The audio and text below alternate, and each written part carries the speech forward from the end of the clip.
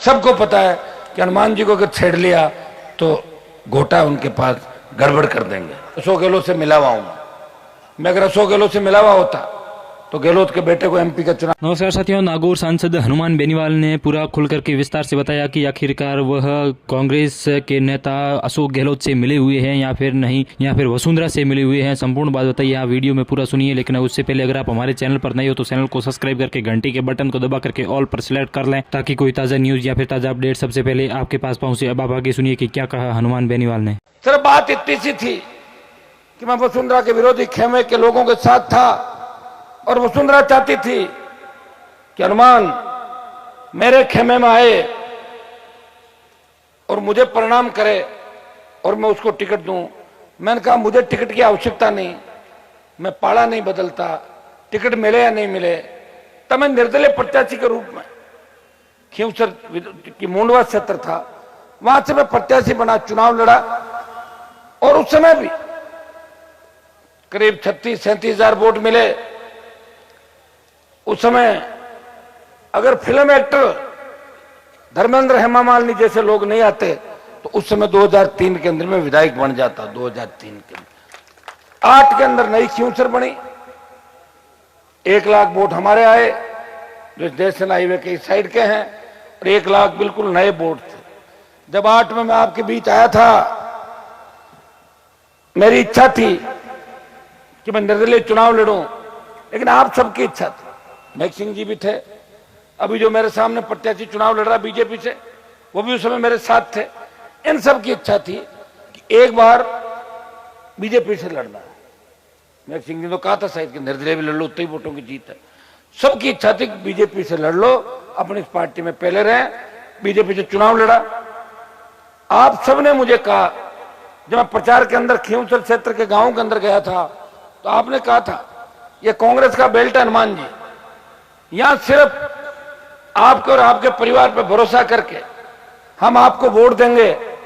हम जो फूल का चिन्ह लाए हो उस फूल के चिन्ह को वोट नहीं दे रहे हैं, हम इसे हनुमान बेनीवाल और किसान मान के वोट दे रहे हैं। अगर आप सेवा करोगे तो हम आपका लाइसेंस रिन्यू करेंगे, और आप सेवा नहीं करोगे तो वापिस आपको घर बिठा देंगे।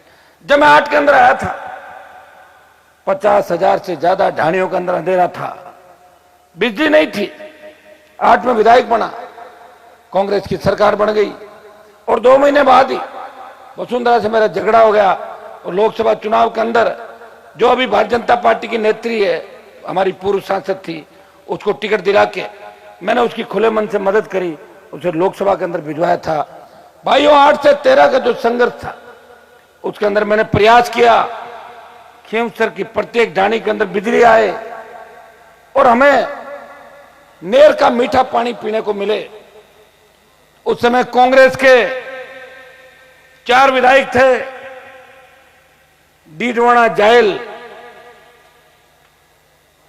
मकराना, नामा और लाडनू के अंदर जो निर्दलीय थे वो कांग्रेस की सरकार में मंत्री थे, और हम जो विधायक थे Nagaur BJP, Khinvsar BJP, Merta BJP, Degana BJP और परबतसर बीजेपी। तब राजस्थान की विधानसभा के अंदर मुझे वो जंग लड़नी पड़ी।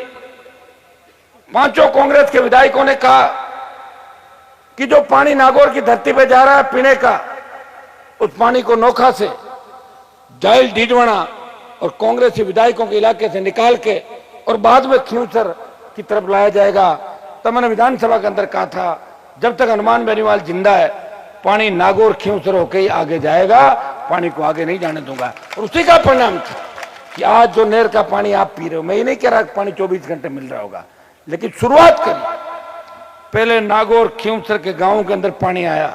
पानी मेरे पूरे जिले को चाहिए था, लेकिन जिस हिसाब से पानी की योजना बनी थी उस योजना को नहीं ले जाके उसके बाद दोबारा जब मामला था तो पूरे जिले को पानी की जो शुरुआत थी, आज भी दुर्भाग्य से पूरे जिले के अंदर सिंचाई का पानी, पीने का पानी नहीं मिल रहा। आज भी हमारी कई ढाणियां पीने के पानी से वंचित है।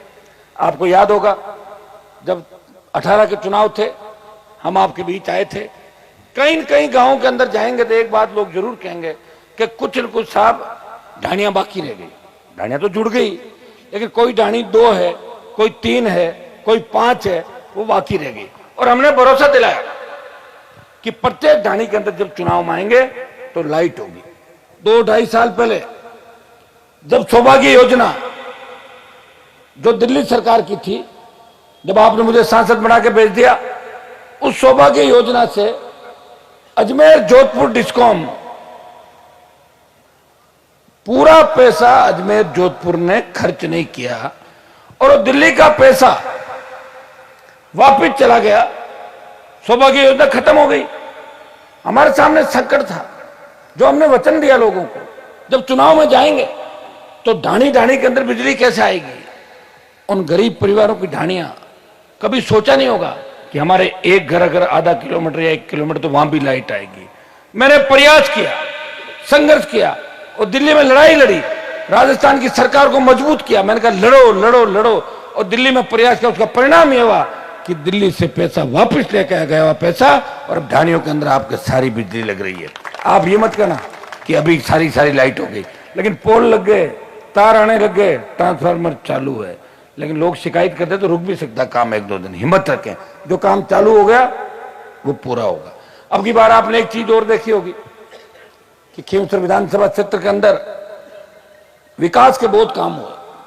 तब लोगों ने मेरे पर आरोप लगाया कि अशोक गहलोत से मिला हुआ हूं मैं। अगर अशोक गहलोत से मिला हुआ होता तो गहलोत के बेटे को एमपी का चुनाव नहीं हरवाता। आप भी जानते हैं, तो बेटे को एमपी का चुनाव हराया।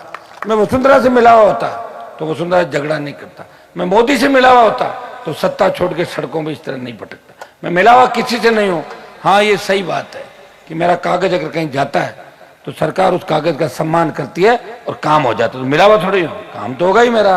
और काम इसलिए होगा, सबको पता है कि हनुमान जी को अगर छेड़ लिया तो घोटा उनके पास गड़बड़ कर देंगे, ये काम हो जाता है। तो काम हो जाता है, मिला हुआ थोड़ी, काम तो होता ही है।